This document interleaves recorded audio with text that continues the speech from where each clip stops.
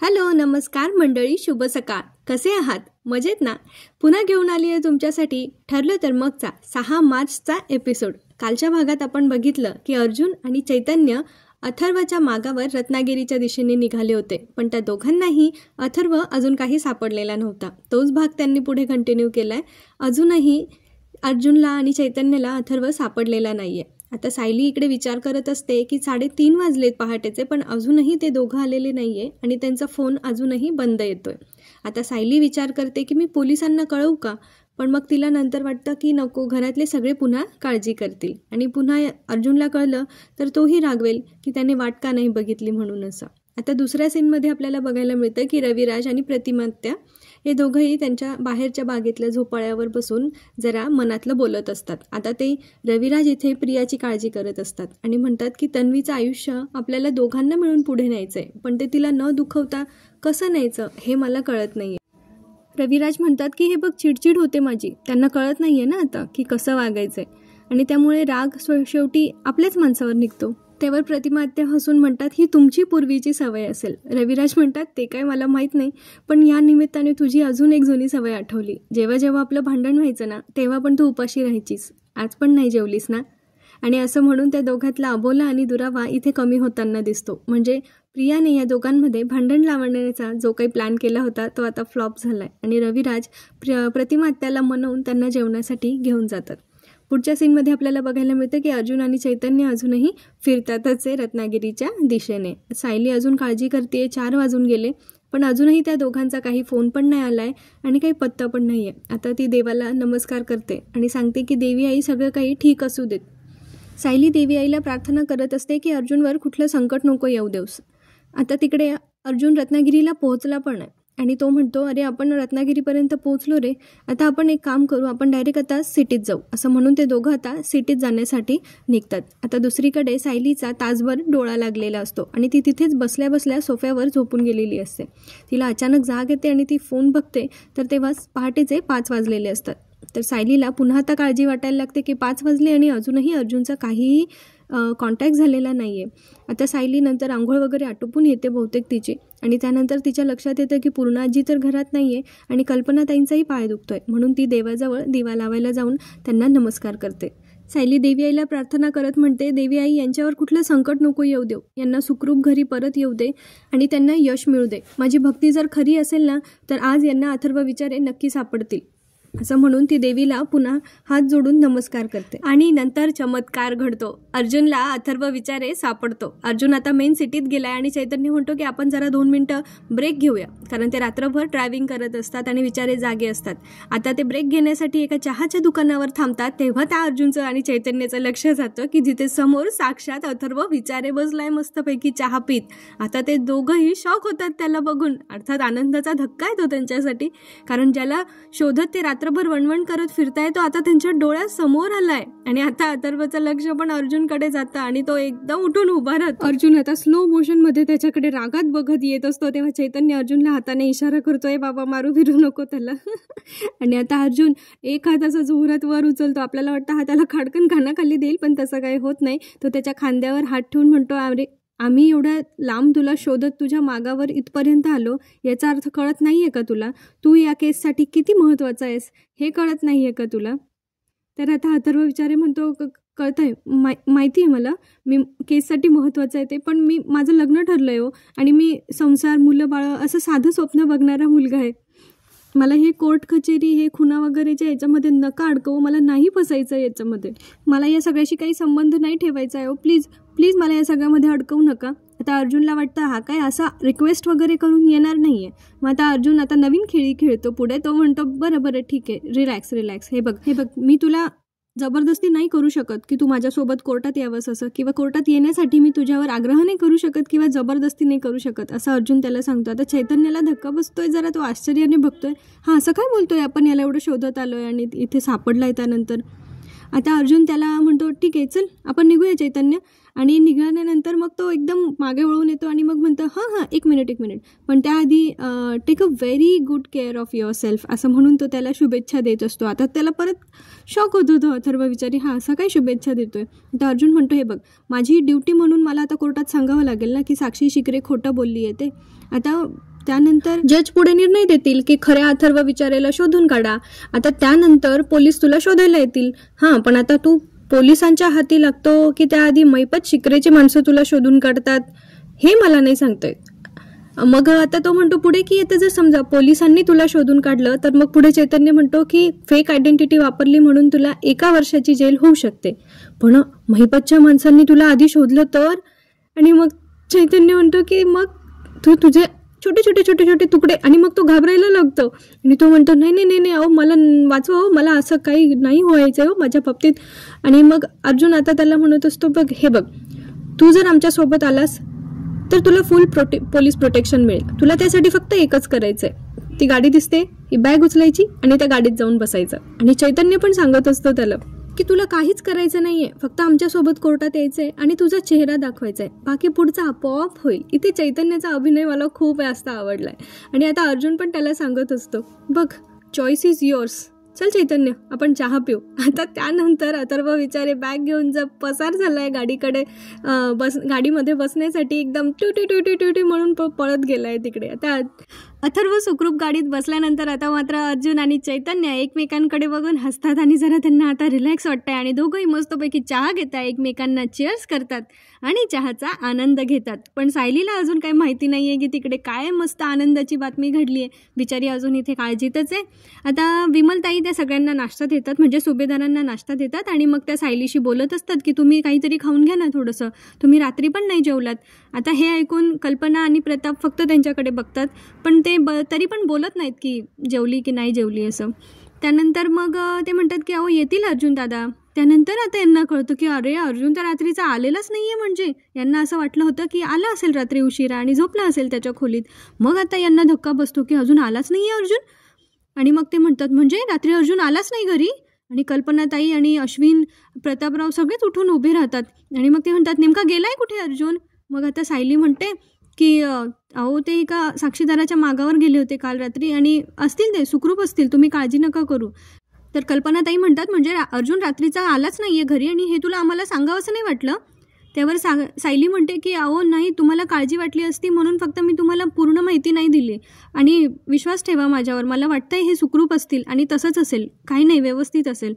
आणि मग ते सगळे म्हणतात की मग अशा कुठल्या केसच्या मागावर गेलाय तो सध्या. आणि मग प्रतापराव म्हणतात म्हणजे ह्या मधुभाऊंच्या आणि आश्रम केसच्या संदर्भातच गेलाय का तो तिकडे. तेव्हा सायली आता जरा ऑकवर्ड होते ती की हे आता मला परत याच्यावरून रागवतील म्हणून. आणि मग ते म्हणतात की जेव्हापासून ही केस घेतली ना तेव्हापासून हे असंच काहीतरी होते. आता ह्या केसमुळे या घराला अजून काय काय भोगावं लागणार आहे काय माहिती.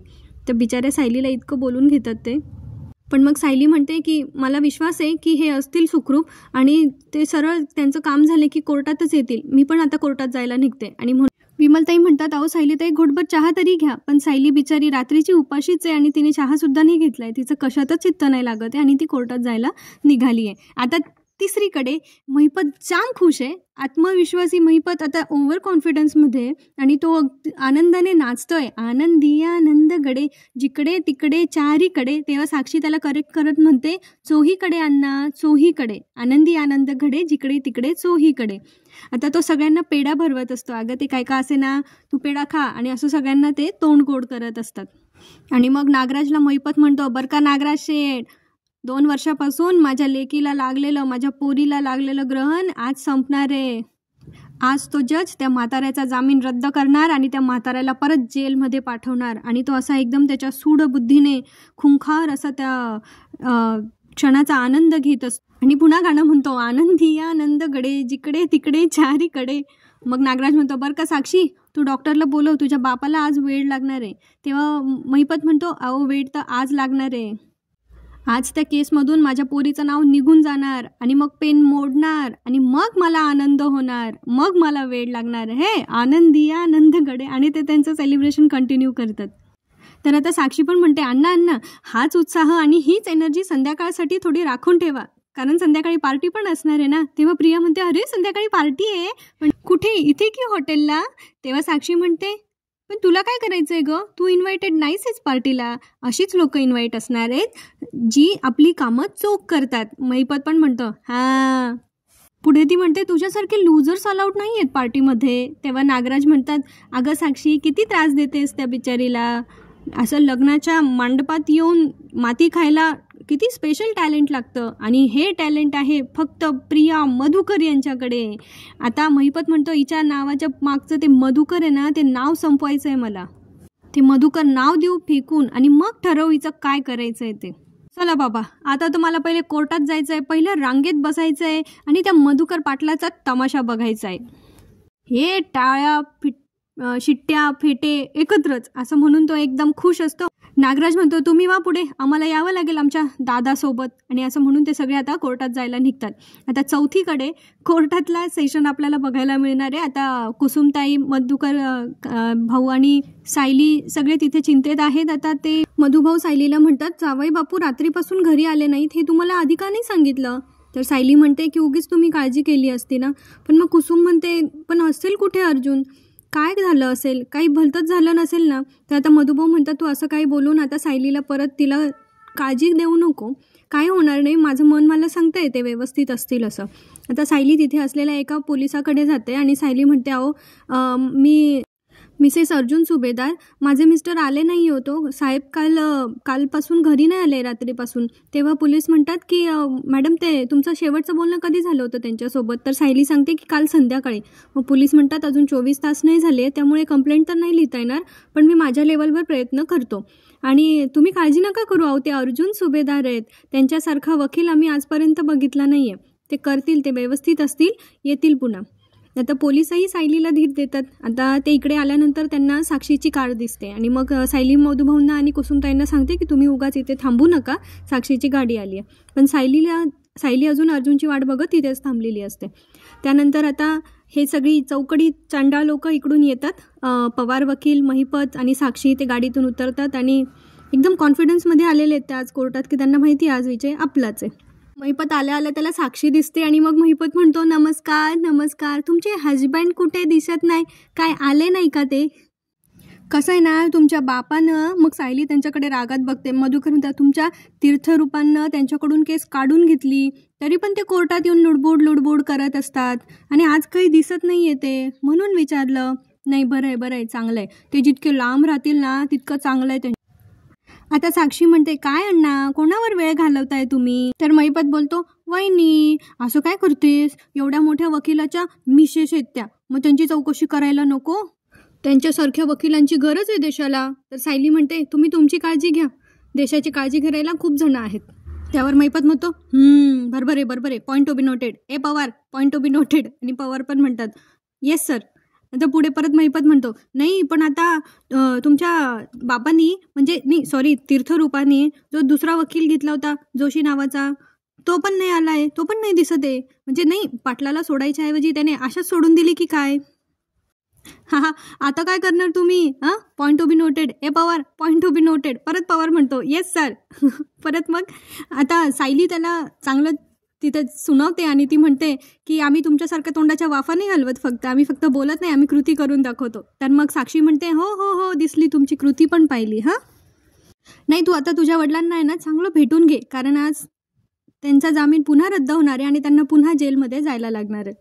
मग साक्षी म्हणते, अण्णा चला. आणि निघता महिपत सायलीला म्हणून जाता, ऑर्डर. तर महिपत जरा साईडला येतो आणि पवार वकिलांशी बोलतो, हा जोशा कुठे उलटला रे, बघता त्याला. त्यावर आता पवार वकील सांगता, तो वेळ पाळणारा माणूस नाही आहे. मग साक्षी म्हणते की थोडं पुढे ढकलली केस, तोपर्यंत जरी तोंड दाखवायला आला तरी पण चालेल, पण ये म्हणा बाबा. आणि अर्जुन आणि त्याचा असिस्टंट तो चैतन्य पण काही दिसत नाही आहे, बहुतेक त्यांनी या केसमधून अंग काढून घेतलं असेल. आता महिपत म्हणतो, आपल्या बाजूने सगळं फिरायला लागलं ना फासे, की 113% गोष्टी बघ कशा आपल्या बाजूने घडतात. आता यांचा ओव्हर कॉन्फिडन्स असा तोंडावर आपटणार आहेत ना हे लोक खरंच. आता ते सगळे आतमध्ये जायला निघतात, सायली, महिपत वगैरे सगळे. आणि मध्ये गेल्यानंतर आता ते बसून पण घेतात. ते सगळे आतमध्ये जाऊन बसतात. मग बराच वेळ वाट बघतात, पण जोशी वकील काही आलेले नसतात. जज पण येऊन गेलेले असतात आणि मग जज विचारतात की जोशी वकील कुठे राहिले? तर पवार वकील म्हणतात की त्यांना अजून वेळ यायला, ते अजून आलेले नाही आहेत, तोपर्यंत मला माझं ओपनिंग स्टेटमेंट करू द्या. पण जज म्हणतात की अपोजिटचे वकील आलेले असल्याशिवाय आपण सुरू नाही करू शकत. आता हे पवार वकिलांना माहिती पाहिजे होतं, तरी पण ते मध्ये, कारण त्यांना लवकरात लवकर ही केस संपवायची. त्यांना वाटतं जोशी वकील त्यांच्या खिशातले आहेत. आणि इकडे आता कुसुमताई म्हणत असतात बघ ना तो महिपत कसा हसतोय, कसा याच्या तोऱ्या ते वगैरे. तर सायली म्हणते जाऊ दे ना कुसुमताई, तू आता तिकडे लक्ष नको देऊ, तू फक्त आता देवाकडे एवढीच प्रार्थना कर की हे लवकरात लवकर कोर्टात येऊ देत. आता एक पार्टी काळजीत आहे कारण अर्जुनशी अजून काहीच कॉन्टॅक्ट झालेला नाही, आणि दुसरी पार्टी ओव्हर कॉन्फिडन्समध्ये कारण त्यांना वाटतंय की ही केस ऑलरेडी ते जिंकलेले आहेत. आता जज म्हणतात की आता खूप वेळ आपण वाट बघू शकत नाही, तर मग ते कोर्टाची पुढची तारीख द्यायला लागतात. पण साक्षीला पण खरं तर पुढची तारीख नको असते. ती म्हणते जे काही व्हायचंय ना तो सोक्षमोक्ष आजच लागू देत. तिला बिचारीला माहित नाहीये की तिचा सोक्षमोक्ष लागणार आहे आज ते. आणि जज पुढची तारीख सुनावणार एवढ्यात अर्जुन सुभेदार तिथे येऊन हजर असतात आणि म्हणतात पुढच्या तारखेची गरज नाहीये मिलॉर्ड. आता सायलीच्या जीवात जीव येतो आणि ते सगळे आता खुश. आणि मग पुढे अर्जुन सांगतो की आता मधुभाऊंची केस मी लढणार आहे, मधुकर पाटील यांची. मग आता ह्यांना सगळ्यांना धक्का बसतो, अरे बापरे गेम पलट दिया इसने तो. आणि मग आता ही तन्वी म्हणत असते की अर्जुन कसं काय, पण त्यांनी केस तर जोशी वकिलांना दिली होती ना. तर त्यावर रविराज तिला समजावून सांगतात की जर जोशी वकिलांनी याला NOC दिलं असेल तर तसं चालतं. आता मग अर्जुन ती NOC समोर सादर करतो. मग तिथूनच साक्षीचा चेहरा पडलेला असतो की नक्कीच याच्याकडे काहीतरी ठोस पुरावा आहे, त्याशिवाय याने केस घेतली. साक्षी पुढे महिपतला बोलते, अण्णा या जोशीने आपल्याला धोका दिलाय, त्याला फोन करा. महिपत त्याला फोन करतो पण जोशी काही फोन घेत नाही. आता साक्षी म्हणते अण्णा प्लीज काहीतरी करा. आता ही केस पुन्हा अर्जुनच्या हातात गेली आहे. साक्षीच्या चेहऱ्यावरचा रंग आता उडालेला आहे आणि तिच्या टेन्शन घेण्याच्या ह्या एंडिंगनेच आजचा एपिसोड एंड झालेला आहे. आता पुढच्या भागात आपल्याला कळेल की आता अर्जुनने साक्षीला अथर्वचा फोटो दाखवत विचारलाय की हा कोण आहे. तेव्हा साक्षी म्हणते की किती वेळा सांगू, हा माझा मेलेला भाऊ अथर्व विचारे आहे. तेव्हा अर्जुन सांगतो की युअर ऑनर साक्षी शिकरे कोर्टाला फसवताय. आणि त्यावेळेला सायलीचा चेहरा असा असतो की खरंच ही खोटं बोलली आणि हे सगळं हे खरं होतं. यावर आता सायलीचा विश्वास बसायला लागलाय. आणि आता मग अर्जुन म्हणतात की अनारे त्याला. आणि त्यावेळेला तिथे साक्षात हजर राहतो अथर्व विचारे. आणि मग साक्षीचा चेहरा पाहण्यासारखा असतो आणि अर्जुन तिला विचारतो भूत पाहिलंस का. आणि आता पुन्हा काही ट्विस्ट नाही आला तर साक्षी जाऊ शकते जेलमध्ये आणि मधुभाऊंची होऊ शकते निर्दोष सुटका, किंवा काही दिवस अजून पुढचे ही केस चालू शकते. अजून बाकी पुरावे त्यांना गोळा करावे लागतील. फक्त ती खोटं बोलली आहे एवढं इथे सिद्ध झालं आहे, मात्र खून तिने केला आहे हे अजून पण सिद्ध झालेलं नाही आहे. त्यामुळे आता ही केस किती दिवस चालते माहीत नाही, पण मधुभाऊंना तरी सध्या जेलमध्ये जावं लागणार नाही आहे जर अथर्व विचारे कोर्टात हजर झाला तर. तर पुढचे सगळे भाग बघण्यासाठी इंटरेस्टिंग असणार आहे, तेव्हा माझ्या चॅनलवर स्टे ट्यून बघत राहा. माझ्या आवाजातला ठरलं तर मगचा रिव्ह्यू. चॅनलला लाईक शेअर सबस्क्राईब करायला विसरू नका. पुन्हा भेटूया. तोपर्यंत आपली आणि आपल्या प्रियजनांची काळजी घ्या. हसत राहा, खुश राहा. बाय.